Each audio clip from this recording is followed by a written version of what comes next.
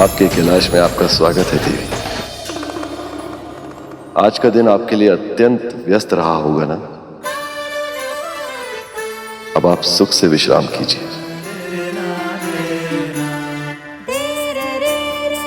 तुम सब भी थक गए होगे, जाओ विश्राम करो।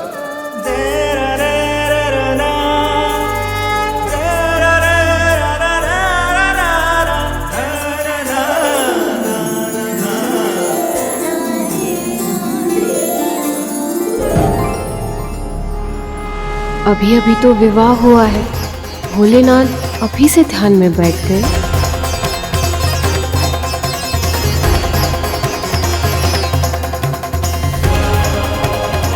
ये स्थान घर जैसा प्रतीत नहीं हो रहा है।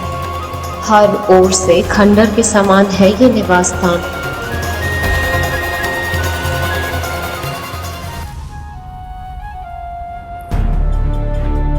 अब क्या करूं? कुछ समझ नहीं आ रहा।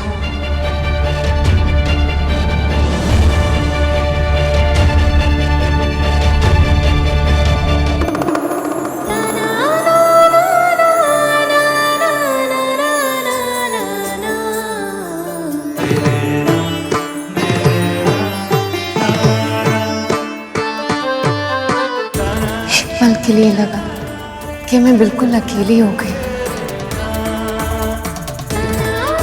मेरे होते हुए आप कभी अकेली नहीं हैं सती। आप मेरा ही भाग हैं और मैं आपका। हम दोनों एक ही तो हैं।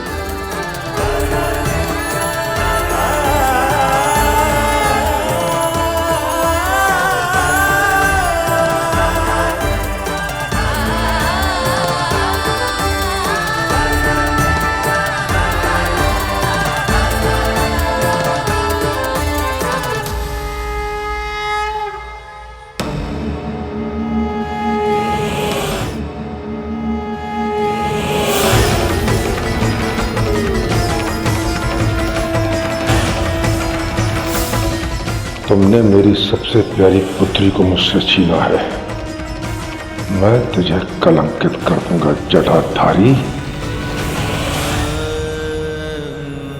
विवाह के बाद जब एक स्त्री अपने पिता का घर छोड़कर अपने ससुराल आती है, उसके लिए सब कुछ अलग होता है। उस घर में कहाँ क्या रखा है से लेकर उस घर के सदस्य, उनका स्वभाव, उनकी रुचि अरुचि, ये सब कुछ एक पहेली बनकर रह जाती है और वो उस सब में खो जाती है। देवी सती के साथ भी ऐसा ही हुआ, पर शिव कभी उन्हें पिता बनकर समझाते, कभी माँ की तरह लाड करते, तो कभी सखी की तरह संसार भर की बातें करते। जीवन के हर आयाम में वो एक दूसरे के सच्चे साथी बन गए थे और उनके साथ न केवल कैलाश बल्कि पूरे संसार में एक प्रसन्नता सी छा गई थी। हर स्त्री के भांति देवी सती का एक नेत्र अपने पति का घर संभालता था और दूसरा नेत्र अपनी मायके की ओर ताकता रहता। इधर विवाह के बाद मायके से उनसे मिलना आना तो दूर, किसी का कोई संदेश तक नहीं आया था। देवी सती का मन कहीं ना कहीं आशंकित था कि वहां क्या हो रहा है, सब कुछ ठीक तो है। और फिर एक दिन इतने सारे वाहन कहाँ जा रहे?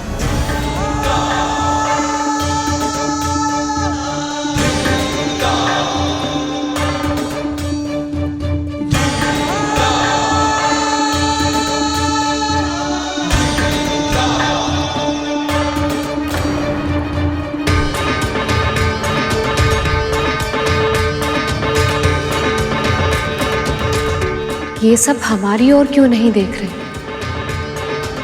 ऐसा लग रहा है जैसे दृष्टि छुपाने की कोशिश कर रहे हैं।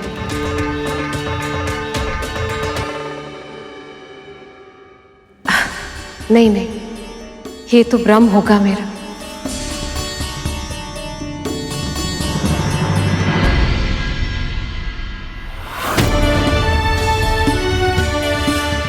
मुझे शीघ्र ही यहाँ से निकलना चाहिए, अन्यथा यदि देवी सती ने मुझसे कुछ पूछ लिया तो उन्हें क्या उत्तर दूंगा मैं? अरे, ये तो वायुदेव और अग्निदेव है। दूर से ही सही, एक बार महादेव का अभिवादन भी नहीं किया। ये सारे देवगण इतना विचित्र व्यवहार क्यों कर रहे हैं?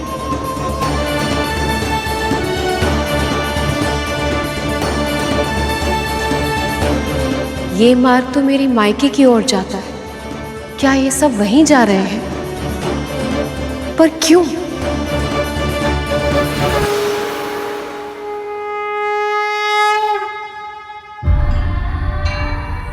हमें क्षमा करना सती, परिस्थितियां कुछ ऐसी हैं कि हमें तुमसे बिना मिले ही जाना पड़ रहा है। सखी लक्ष्मी, विष्णु,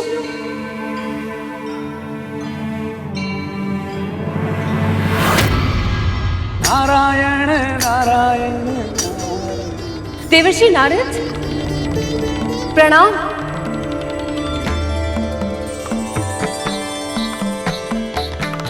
नारायण नारायण। प्रणाम देवी। आप सब इतनी शीघ्रता से कहाँ जा रहे हैं? प्रजापति दक्ष के यज्ञ में देवी।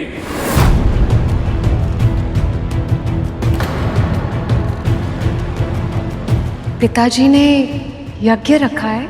तो क्या आपको और महादेव को उन्होंने आमंत्रित नहीं किया है? नारायण नारायण। अपनी पुत्री और दामाद को ही भूल गए पिताजी। नारद जी, अपनी पुत्री को बुलाने के लिए पिता को आमंत्रण देने की क्या आवश्यकता है भला देवर्षि? बल्कि वो तो ये सोच रहे होंगे कि मैं अब तक वहां पहुंची क्यों नहीं। कितने सारे कार्य होंगे, माँ सब कुछ अकेले संभाल रही होगी। आप जानते हैं, पिताजी तो कोई भी आयोजन में इतने मग्न हो जाते हैं कि वो भोजन करना भी भूल जाते हैं। अरे लीजिए, ऐसे तो बातों में हमारा सारा समय निकल जाएगा। मुझे शीघ्र ही वहां पहुंचने की तैयारी करनी होगी। प्रणाम देवी। पर नारद जी, आपको भी तो आयोजन में जाने में विलंब हो रहा होगा। अब वहीं भेंट होगी हमारी। प्रणाम। प्रणाम देवी।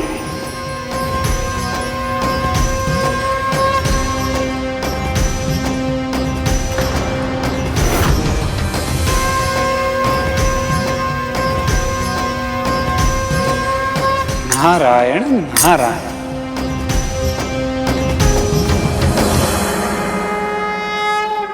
ये हो गई तैयार पिताजी के लिए दुशाला। ये उपहार उन्हें बहुत अच्छा लगेगा और उतनी ही अच्छी लगेगी माँ को ये साड़ी। लगे भी क्यों ना, अपनी पुत्री के हाथों से दी गई कोई भी वस्तु माता पिता को अच्छी लगनी ही है। नंदी, ये उपहार रखवा दो। जब तक पूरा आयोजन समाप्त नहीं होता मैं वहीं रहूंगी, और इसीलिए अब तुम्हें यहाँ का ध्यान रखना होगा। आपकी आज्ञा का पालन होगा माँ।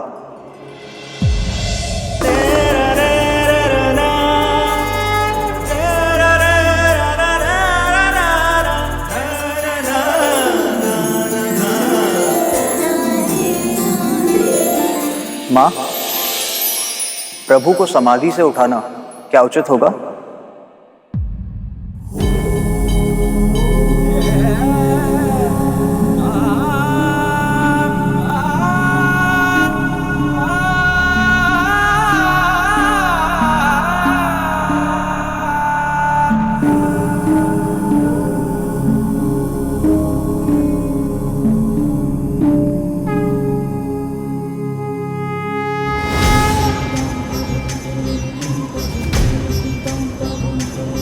आप कहीं जा रही हैं देवी? वो देखिए प्रभु,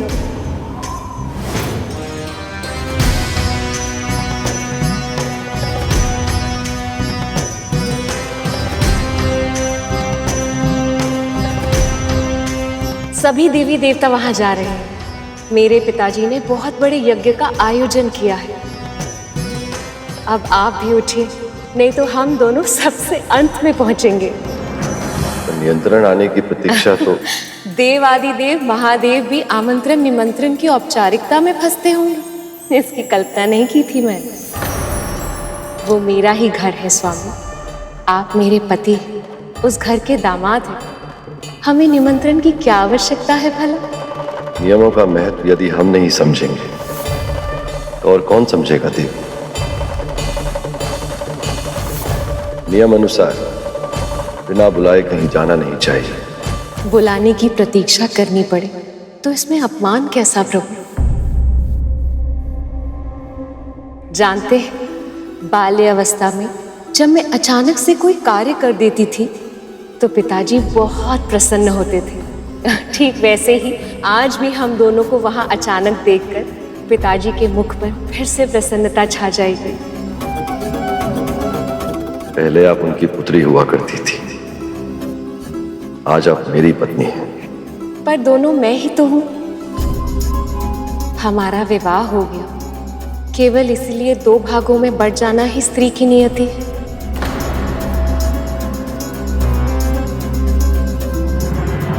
यदि निमंत्रण आता तो मैं आपको जाने से कदापि नहीं रोकता, पर बुलावा आए बिना जाने का निर्णय मेरी दृष्टि में उचित नहीं है देवी।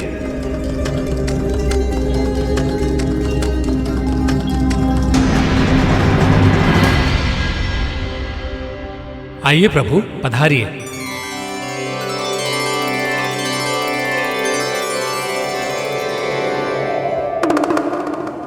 ठीक है, आपको औपचारिक व्यवहार करना है तो आप अवश्य कीजिए, पर मैं अपने ही माता पिता के साथ औपचारिक नहीं बन सकती। वैसे भी महादेव, आप तो सदैव स्थिर रहते हैं। भ्रमण करने के लिए भी आपको कितनी मुनहार करनी पड़ती है, इसीलिए मैं आपके साथ जाने के लिए हठ नहीं करूंगी। आप मुझे भी मत रोकिए।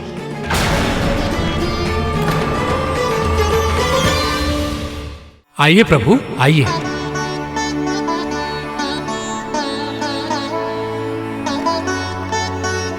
नारायण नारायण। समय बहुत कम है, सारे अतिथि वहां पहुंच चुके होंगे। कितने सारे कार्य होंगे वहां। कितना बुरा लगेगा सबको कि इतने बड़े अवसर पर उनकी सबसे बड़ी पुत्री ही वहां नहीं आई। आपका ऐसे वहां जाना मुझे ठीक प्रतीत नहीं हो रहा देवी। जानते हैं क्यों महादेव? क्योंकि जब से हमारा विवाह हुआ है, एक क्षण के लिए भी हम एक दूसरे से बिछड़े नहीं हैं।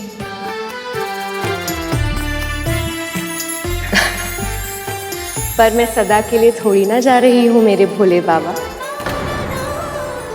यज्ञ समाप्त होते ही वापस लौट आऊंगी। आप समझ नहीं रही हैं देवी, निमंत्रण के बिना कहीं जाना अनिष्ट होता है।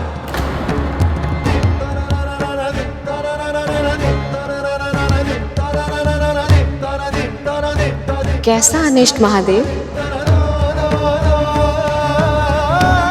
क्या है आपके मन में? कैसे बताऊं आपको कि जिस रिश्ते के अधिकार से आप वहां जाना चाहती हैं, उस रिश्ते में अब कड़वाहट आ गई है, इसलिए आपका वहां जाना उचित नहीं होगा।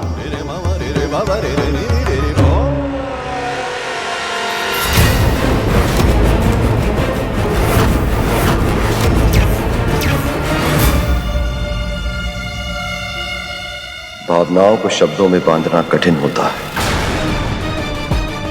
ऐसा कुछ है जो मुझे खटक रहा है। आप व्यर्थ ही चिंतित हो रहे हैं। मैं अपने पिता के महल जा रही हूँ, किसी दुष्ट राक्षस से युद्ध करने उसकी गुफा में नहीं। वो मेरा घर है स्वामी, वहां मेरा अनिष्ट कैसे हो सकता है भला? बस मेरे लौटने की प्रतीक्षा कीजिए। और उससे भी उत्तम है, आपको निमंत्रण की आवश्यकता है, इसीलिए मैं आपको अभी से निमंत्रण दे रही हूँ। यज्ञ समाप्त होते ही आप मुझे लेने आ जाइए। आएंगे ना? कितना समय हो गया है, अपने पिताजी, माँ को, बहनों को नहीं देखा मैं। पिताजी से तो विदाई में भी नहीं मिल पाई थी। जाने दीजिए ना महादेव, मेरे लिए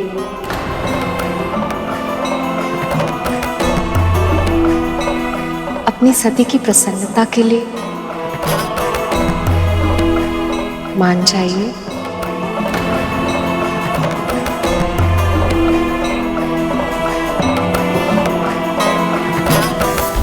नंदी को अपने साथ लेते जाइए।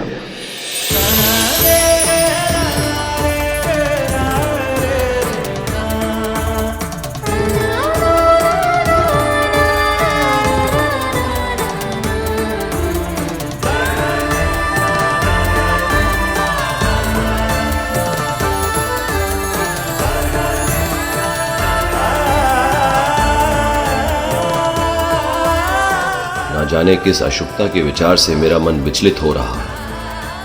कहीं सती संकट की ओर तो नहीं जा रही। आशा करता हूं कि आपसे शीघ्र ही पुनः भेंट होगी।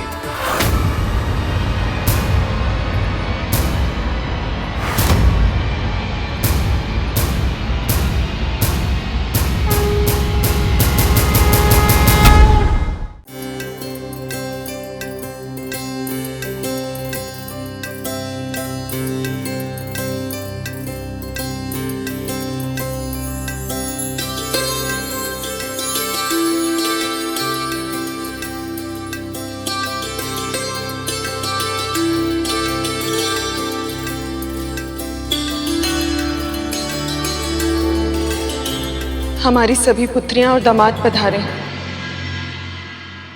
आपको सती और शिव को भी आमंत्रित करना चाहिए था। संसार तो अपने दामाद का सत्कार भगवान के समान करता है, और एक आप हैं कि अपरिचितों की चर्चा करके आप मेरा और अपना समय व्यर्थ न करें नारायण। किस सती की बात कर रही हैं आप? इस नाम की तो हमारी कोई पुत्री नहीं है।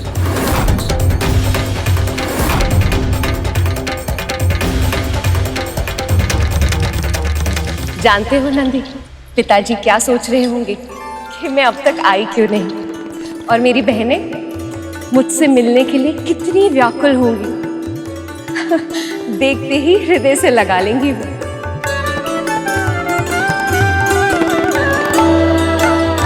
और माँ के लिए अपनी मन की भावनाओं को शब्दों में व्यक्त करना बहुत कठिन होता है, पर आंखें सब कह देती हैं।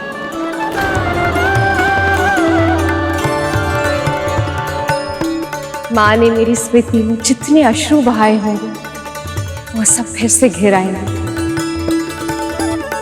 जानते हो नंदी, माँ का हृदय भी कितना विचित्र होता है ना, सुख में भी रोता है और दुख में भी।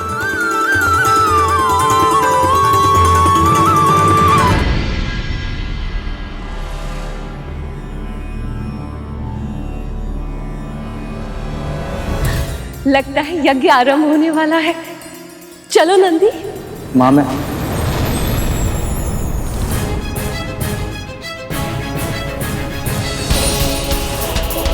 तुम भी महादेव की तरह हिचक रहे हो? ठीक है, कोई बात नहीं, तुम यहीं प्रतीक्षा करो, मैं सबसे भेंट कर लूं, फिर वो स्वयं तुम्हें भीतर बुलाएंगे।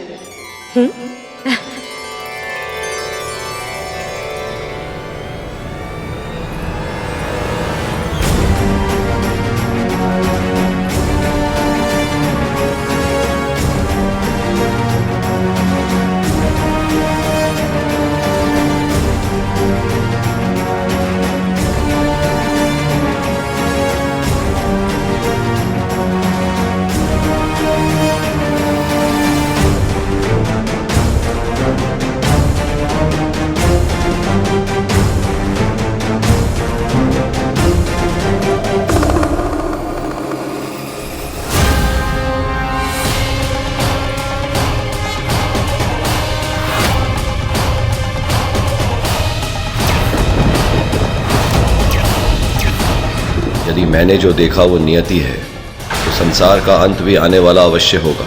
मैं सती को चाहकर भी रोक नहीं पाया। यदि किसी ने इस अनहोनी को नहीं रोका, तो मेरे क्रोध से आने वाला विनाश को भी कोई नहीं रोक पाएगा।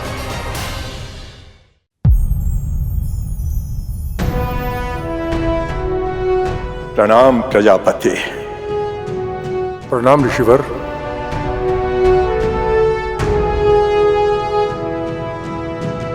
सृष्टि के रचयिता मेरे परम पिता ब्रह्मदेव तथा माता सरस्वती और सृष्टि के पालन करता मेरे प्रभु नारायण एवं माता लक्ष्मी दक्ष का प्रणाम स्वीकार करें।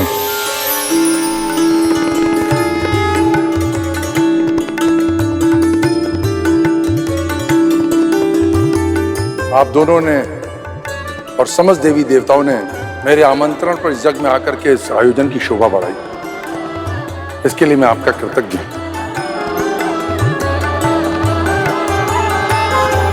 आसन ग्रहण कीजिए प्रजापति। जी ऋषिवर।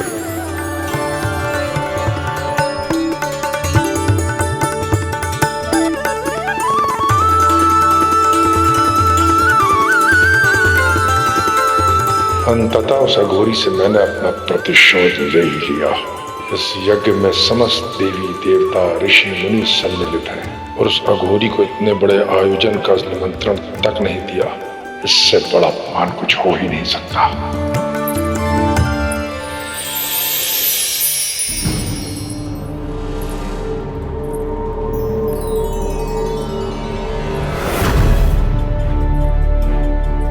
देवी सती यहाँ, वो भी बिना आमंत्रण।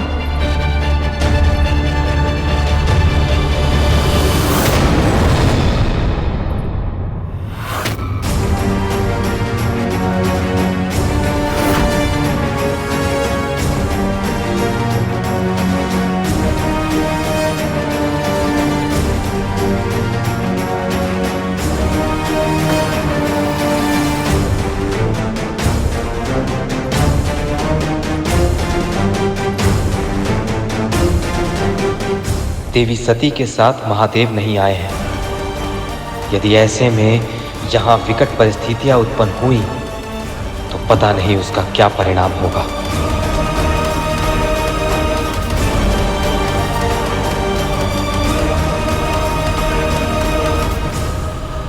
सती,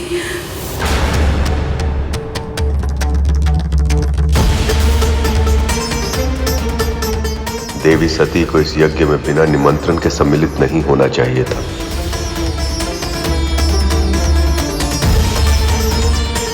सखी सती, इस यज्ञ में तुम्हें बिना आमंत्रण यहाँ नहीं आना चाहिए था।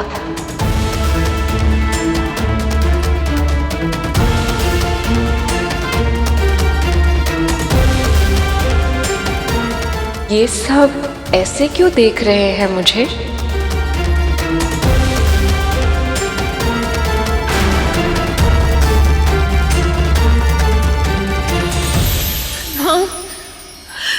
पुत्री, कितने वर्षों बाद देखा है तुम्हें। आओ, अपनी माँ के हृदय से लग जा। माँ,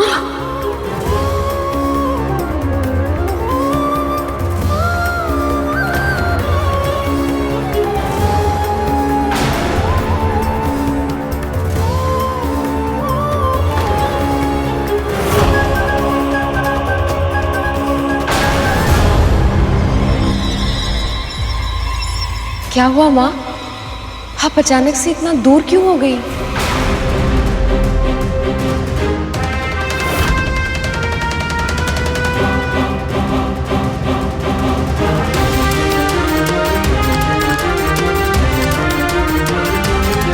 माँ, आप ऐसा विचित्र व्यवहार क्यों कर रही हैं?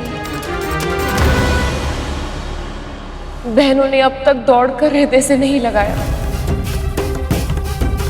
और सब मुझे ऐसे अपरिचित की तरह क्यों देख रहे हैं, जैसे मैं इस राज्य की पुत्री नहीं, कोई पराई हूं।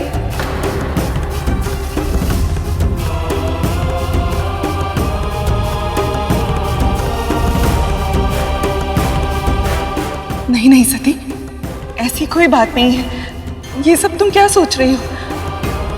आओ भीतर चलो, तुम लंबी यात्रा से आई हो ना, थक गई होंगी। आओ। माँ, आपने एक बार भी मुझे नहीं पूछा कि मैं यहाँ अकेली क्यों आई हूँ। महादेव कहाँ है?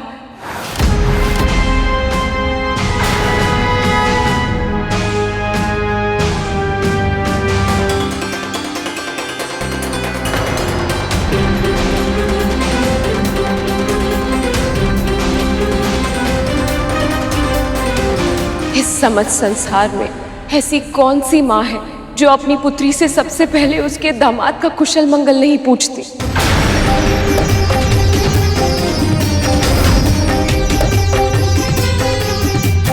पुत्री, वास्तविकता ये है कि यज्ञ का मुहूर्त बीता जा रहा है प्रजापति।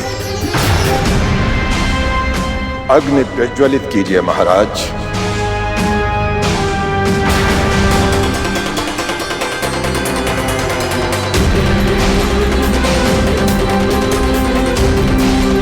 सती,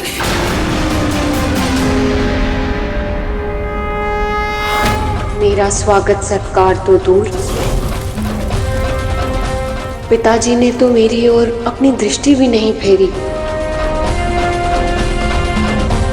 माँ को इतना समय क्यों लग रहा है? अब तक भीतर क्यों नहीं बुलाया उन्होंने? पिताजी,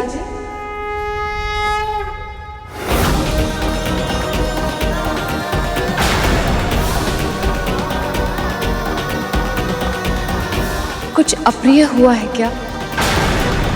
आप मुझसे क्रोधित हैं?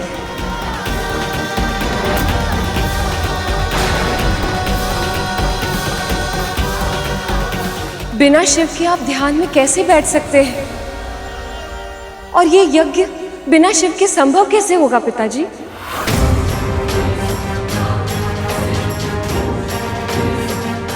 ये क्या कर रही है सखी सती? कहीं क्रोध में प्रजापति दक्ष देवी सती का अपमान ना कर दें। तुम्हारे पति को मैंने स्वयं धर्म की अवहेलना करने के कारण इस यज्ञ से बहिष्कृत किया है।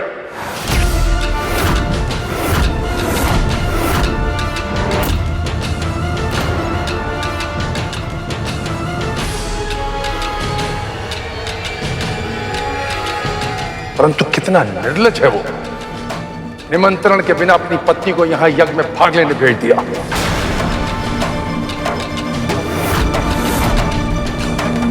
निमंत्रण के बिना कहीं जाना अनिष्ट होता है। किंतु वो भी क्या करे जो सभ्यता से दूर निर्जन एकांत में रहता हो, उस असभ्य से शिष्टाचार की अपेक्षा करना ही मूर्खता है।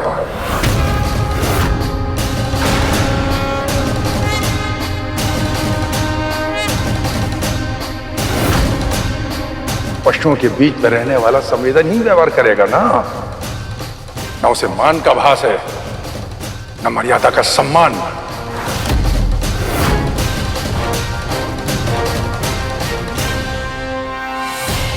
दुख तो केवल इस बात का है कि उसकी संगति में रहकर तुम अपने संस्कार भूल चुकी हो।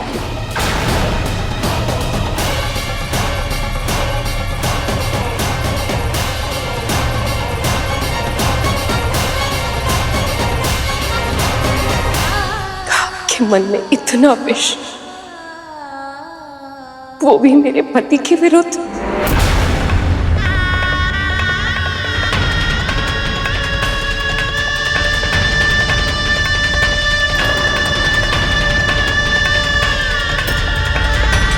इन सभी देवताओं के समक्ष मेरे स्वामी, मेरे पति, मेरे महादेव की घोर निंदा हुई और ये सब के सब मौन होकर पुतले की भांति खड़े रहे। अब यह अश्रु, ये विलाप प्रतीत होता उस शमशानवासी ने तुम्हें दक्षिणा लेने भेजा।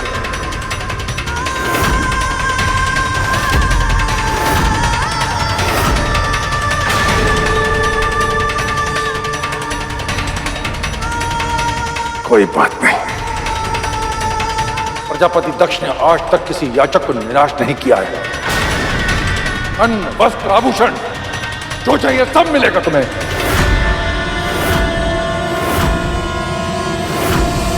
बस कीजिए प्रजापति दक्ष।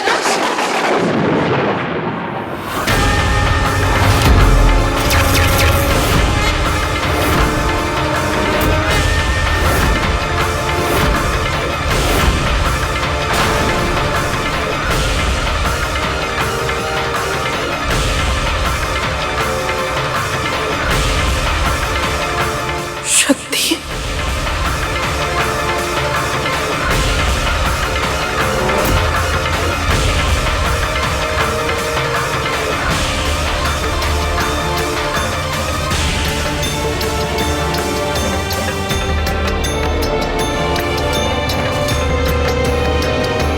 मेरे सारे अतिथियों के समक्ष मेरा इतना घोर अपमान, और वो भी मेरी पुत्री द्वारा, ये उस अज्ञानी अघोरी की संगति का प्रभाव है।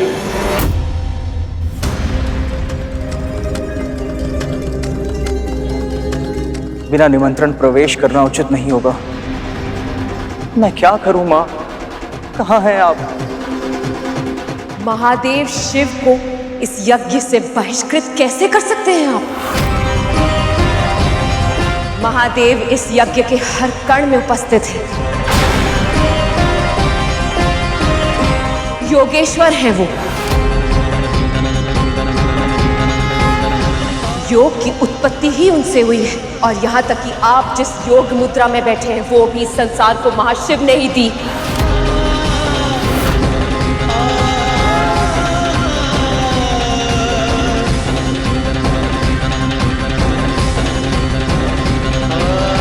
स्वयं को और इस यज्ञ स्थल को पवित्र करने के लिए जिस गंगा जल से प्रक्षालन किया है आपने, वो गंगा जल स्वयं जटाधारी से पवित्र होकर ही इस धरती पर आई है।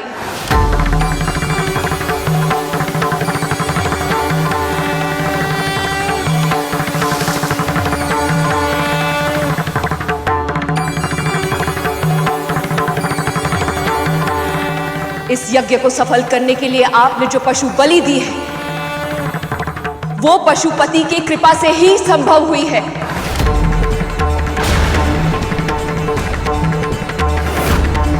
ये हवन समिधा, ये सामग्री जो आप यज्ञ की अग्नि में अर्पित करने वाले हैं, वो जब जल के भस्म होती है, वो ही मेरे महादेव के सजने के कारण का महत्व है।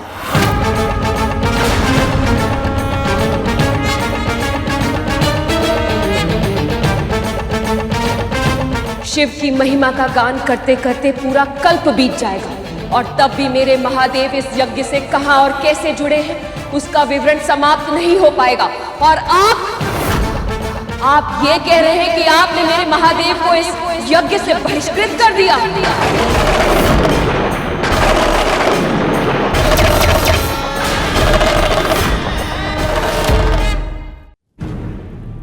अनर्गल प्रलाप मत करो सती। प्रलाप तो असत्य का होता है प्रजापति।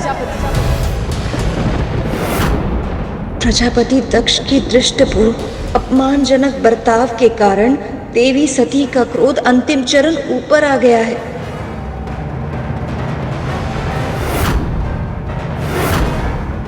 यदि मैं असत्य कह रही हूं तो इस ब्रह्मांड के रचयिता ब्रह्मदेव मेरा विरोध क्यों नहीं कर रहे?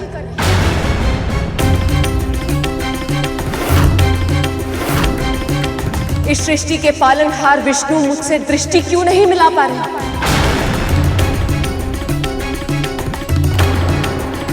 सत्य की वाणी देने वाली सरस्वती आज मौन क्यों है प्रजापति? यहां तक कि इस संसार को समृद्ध करने वाली लक्ष्मी मेरा विनाश क्यों नहीं कर रही?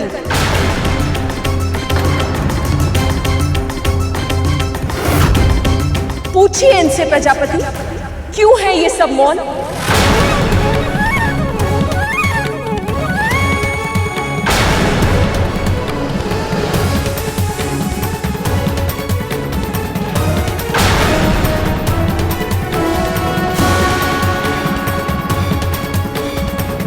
पर बोलेंगे भी तो क्या? ये तो स्वयं आपके पाप में भागीदार है।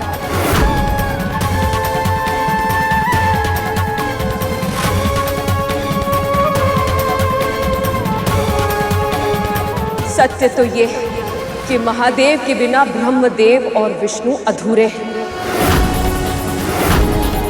और आज उनकी अनुपस्थिति में इस यज्ञ में सम्मिलित होकर न केवल उन्होंने बल्कि सभा में उपस्थित सभी देवी देवताओं ने एक महापाप किया है।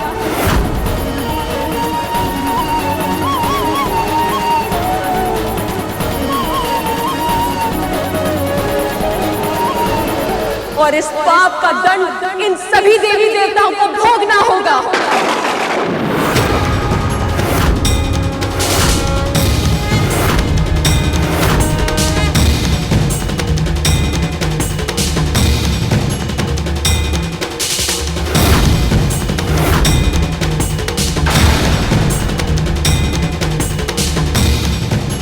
इतना अभिमान, इतनी वाचलता। तूने सभी देवी देवताओं सहित मेरे परम पिता ब्रह्मदेव और प्रभु श्री नारायण को दंड देने की बात करने का दुस्साहस किस अधिकार से किया? तू है कौन?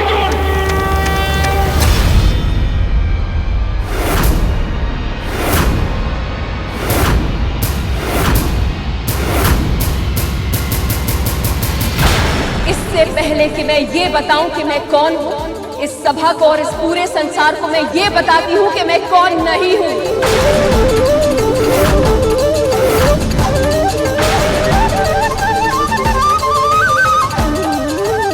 आज से, इसी क्षण से मैं आपकी पुत्री नहीं हूं प्रजापति।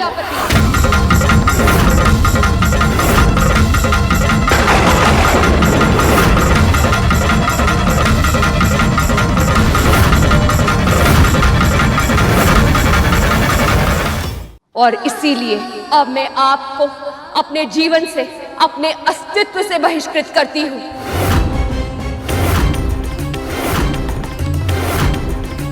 विवाह से पहले शारीरिक रूप में और उसके बाद मानसिक रूप में मैं यही थी, हर क्षण उपस्थित मेरी कल्पना में, और इसी कारण आपको शक्ति का आशीर्वाद प्राप्त था। पर आज मेरे साथ साथ वो वरदस्त भी आपके मस्तक से हट जाएगा।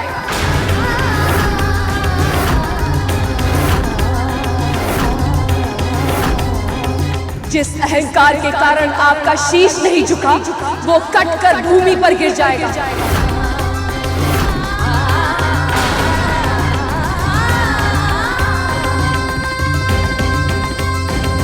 आपका और इस सभा में जो भी उपस्थित है उन सभी का अनिष्ट होगा, उन सभी का अनिष्ट होगा।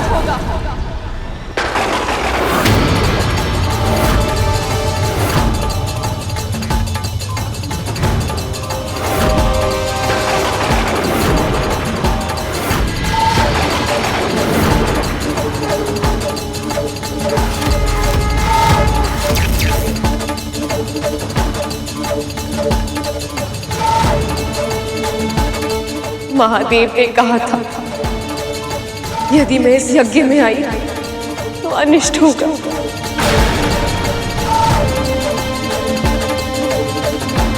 वो तो त्रिकालदर्शी है, वो तो स्वयं मुझे और इस समस्त संसार को अनिष्ट से बचाना चाह रहे थे।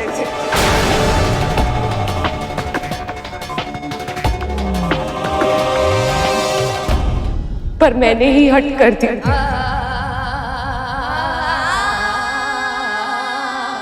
अब मैं कौन सा मुख लेकर जाऊंगी अपने महादेव के पास? उनका सामना कैसे करूंगी मैं?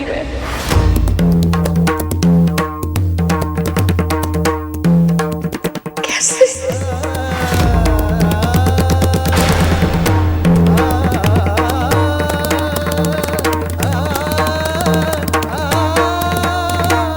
देवी शांत हो जाइए।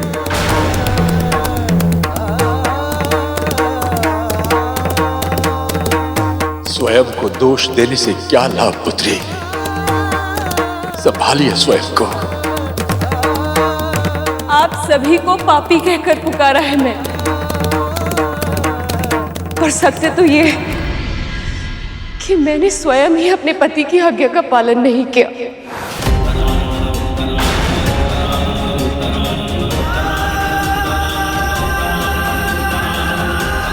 इससे पहले कि कोई बड़ी अनहोनी हो जाए महादेव, आप आकर उस अनहोनी को रोक लीजिए प्रभु, रोक लीजिए।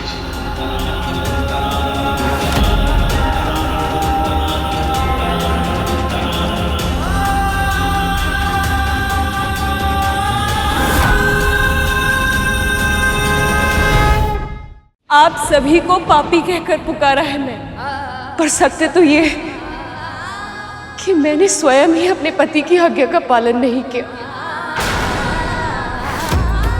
और ये भी नहीं सोचा कि अपने पति की आज्ञा का पालन ना करके मैंने स्वयं कितना बड़ा पाप किया है।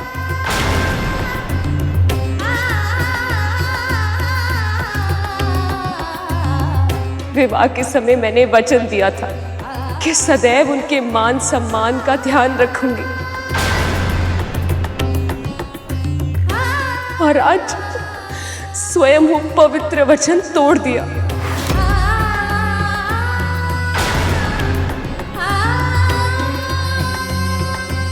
मेरे इस हट के कारण इस संसार में वंदनीय मेरी आराध्य की आज इतनी बड़ी निंदा हुई है। ना मैं इस यज्ञ में आती और ना ही प्रजापति को घोर अपशब्द कहना पड़ता।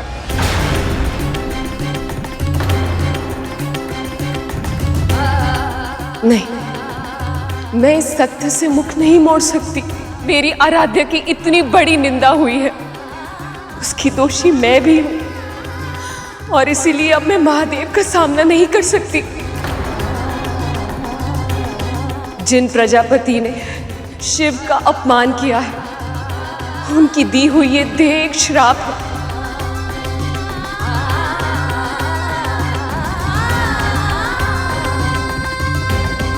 और इस श्राप के साथ मैं शिव की अर्धांगिनी बनने का सौभाग्य ग्रहण नहीं कर सकती।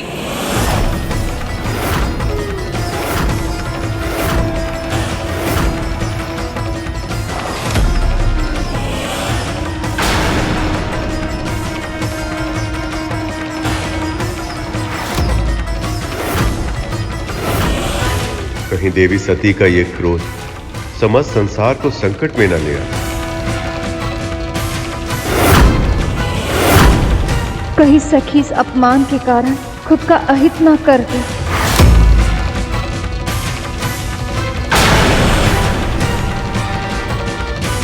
यदि सती का तनिक भी अहित हुआ तो कोई विचार भी नहीं कर सकता है कि महादेव का क्रोध क्या रूप ले लेगा।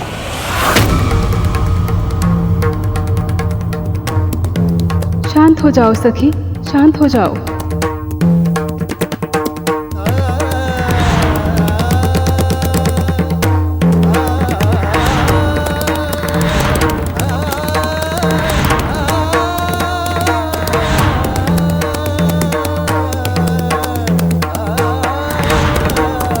निमंत्रण के बिना कहीं जाना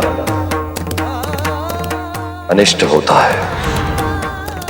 मुझे क्षमा कीजिए प्रभु, किंतु मेरी भूल का यही प्रायश्चित है।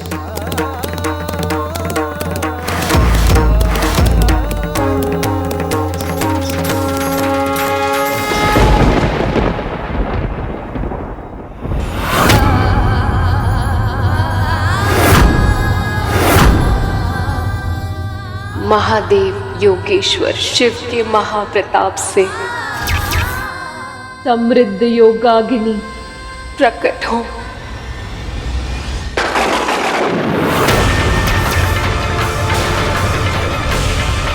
और श्राप रूप देखो अपने भीतर समाकर वही भस्म कर दो।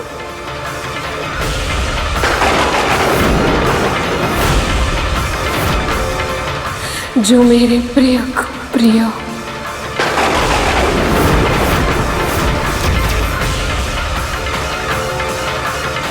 प्रकट हो,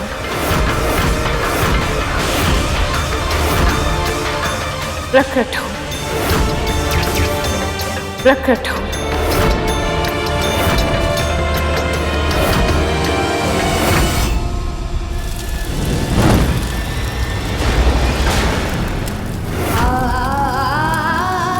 देवी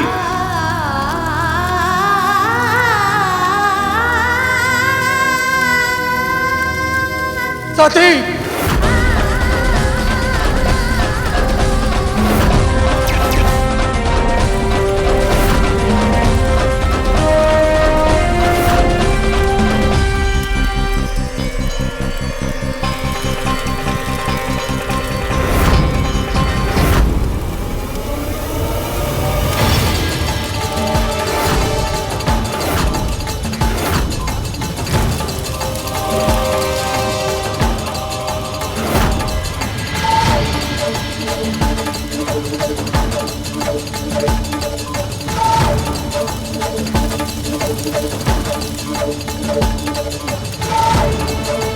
सती,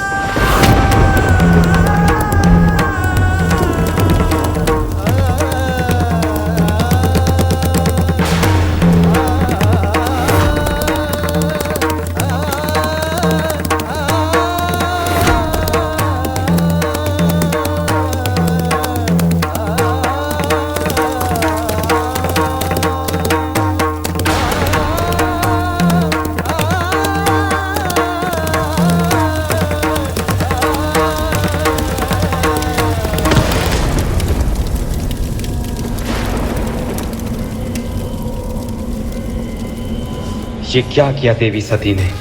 जब महादेव को यह ज्ञात होगा तो उनके क्रोध से हमारी रक्षा कोई नहीं कर पाएगा। सती,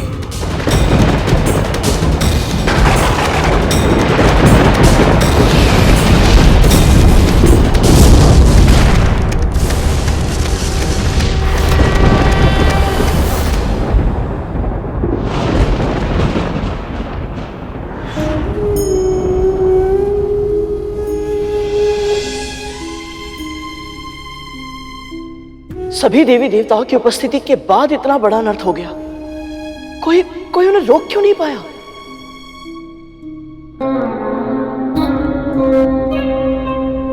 क्योंकि भगवान भक्ति की शक्ति से बंधे होते। इस यज्ञ के शुरू होने से पहले प्रजापति दक्ष ने न केवल नारायण से बल्कि सभी देवी देवताओं से ये प्रार्थना की थी कि वो इस यज्ञ की रक्षा करें। परंतु मां, भक्ति से बंधे होने से अधिक महत्वपूर्ण धर्म से बंधे होना नहीं होता। तो फिर सभी देवी सती के साथ ऐसा अधर्म होते देखकर शांत कैसे रह पाए? किसी भी मूल्य पर उनकी रक्षा क्यों नहीं की उन्होंने? तुम भूल रहे हो सुपन, देवी सती कोई साधारण स्त्री नहीं थी, स्वयं आदि शक्ति पराशक्ति की अंश थी। जो कुछ भी हो रहा था या जो कुछ होने वाला था, उसके मूल में मां की क्या लीला थी, ये कोई नहीं जानता था। वहां उपस्थित सब उसी लीला के पात्र बन चुके थे। पर भैया जी, इस संपूर्ण लीला में सबसे अधिक कष्ट तो स्वयं मैया और भोले बाबा को ही भोगना पड़ा होगा। मेरे लिए तो ये कल्पना करना भी कठिन है कि मैया सती के बिना भोले बाबा कैसे रहे होंगे। क्या दशा हुई होगी उनकी? आप सही कह रहे श्रीमान। देवी सती के जाने का आभास कैलाश में समाधि लगाए हुए शिव को भी हो गया था, और सब कुछ जाने वाले त्रिलोकदर्शी त्रिकालदर्शी को ये सत्य स्वीकारना सहज नहीं था। इतना विचलित क्यों अनुभव कर रहा हूं मैं? ये किस बात का संकेत है?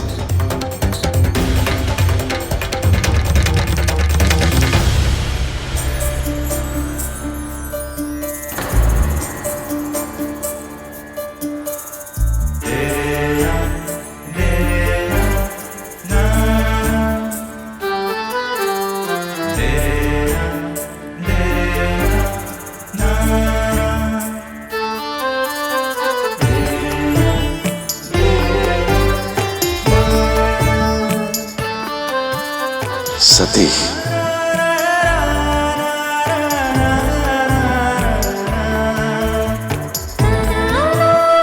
आप वापस आ गई प्रिय। महादेव, मेरे स्वामी, आप मेरे बिना कैसे रहेंगे? आपके बिना?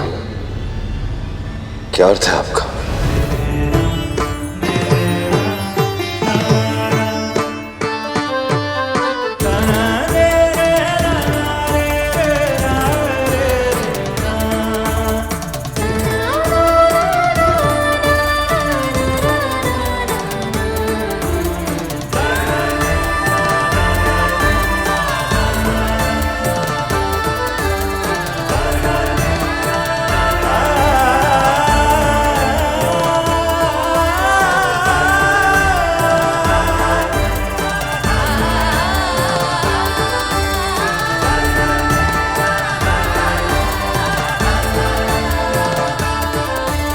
मैं नहीं रहूंगी तो इन पौधों का ध्यान कौन रखेगा? आप ऐसी बातें क्यों कर रही हैं सती?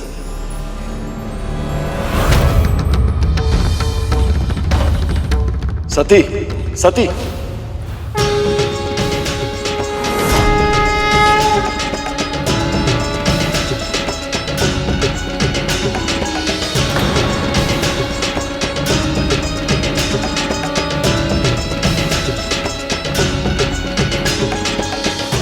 आग के इस पूजा स्थल को नित्य में अपने हाथों से सजाती थी।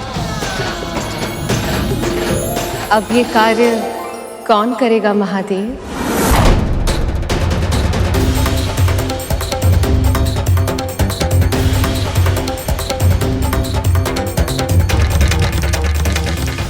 आप ऐसा क्यों कह रही हैं देवी?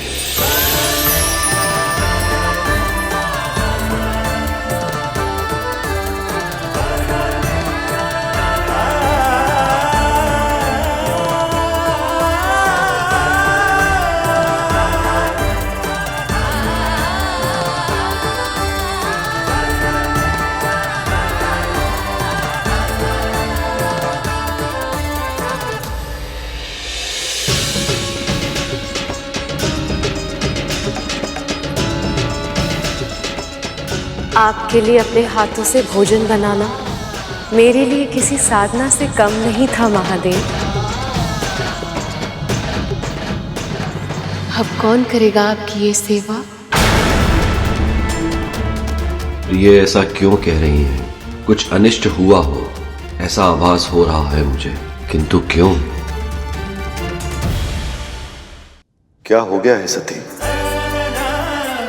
आप ऐसे क्यों कह रही हैं जैसे आप मुझे छोड़कर जाने वाली हो?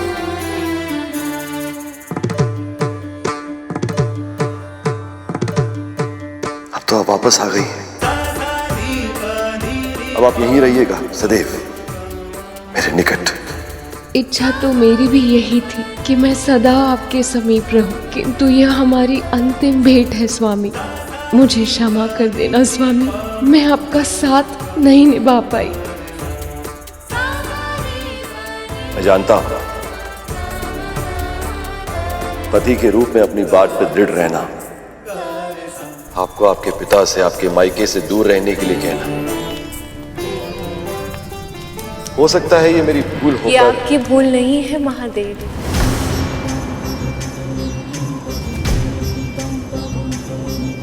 आप तो भूल कर ही नहीं सकते। सत्य तो ये है कि मुझे आपकी बात मान लेनी चाहिए थी। जहां से आमंत्रण आया ही नहीं हो, मुझे वहां नहीं जाना चाहिए था।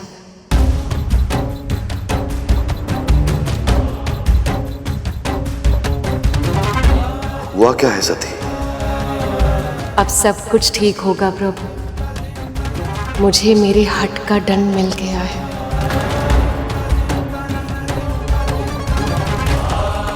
कैसा दंड? अब से सदैव मैं आपके पास रहूंगी महादेव। अब से आपकी कोई भी आज्ञा का उल्लंघन कभी नहीं करूंगी मैं।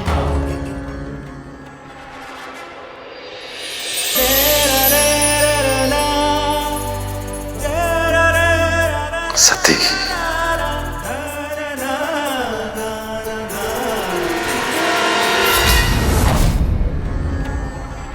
सती,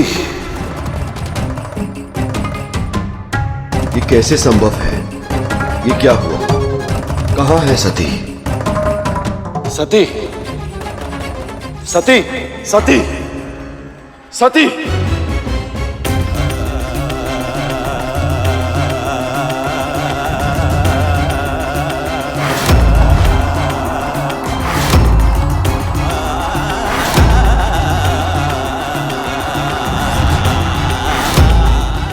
शारीरिक आंखों से ही नहीं, मेरे मन की आंखों से भी बोझल हो गई है प्रिय। ऐसा कैसे संभव है? सती कहाँ हो? सती।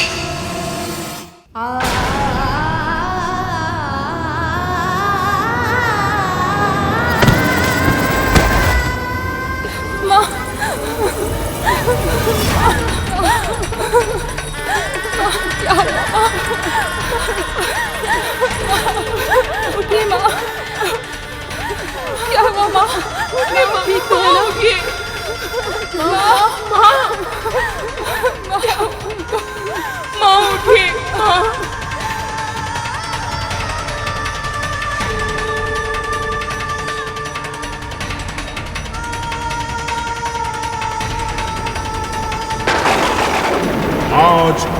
अनर्थ हुआ है यहाँ।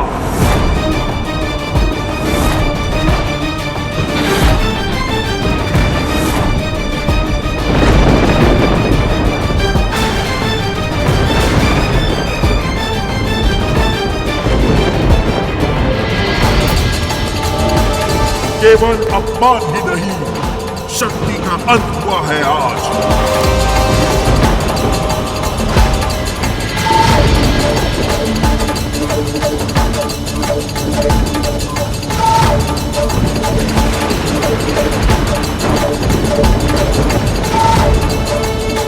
और अब होगा इस शक्ति विहीन संसार का सर्वनाश।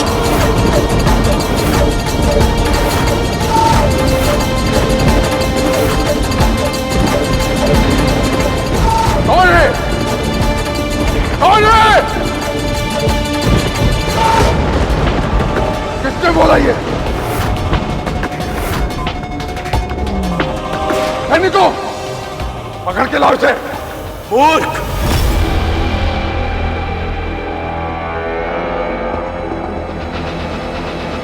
यदि तू अब भी यह पहचान नहीं पाया कि यह स्वर्ग किसका है, तो तेरा नाश निश्चित है।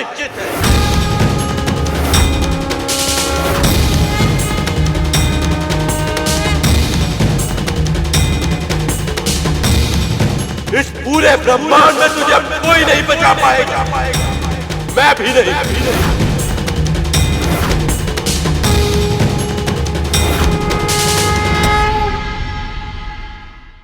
सती की अकाल मृत्यु से रुष्ट होकर सारी प्रकृति ने एक होकर यह आकाशवाणी की है प्रजापति तक।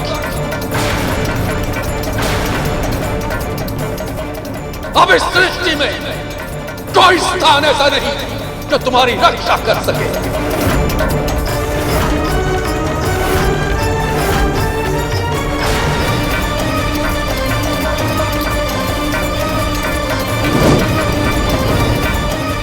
प्रिय, यदि कुछ समय में आपकी कोई सूचना मुझ तक नहीं पहुंची तो बिना निमंत्रण ही सही मुझे भी यज्ञ में आना पड़ेगा।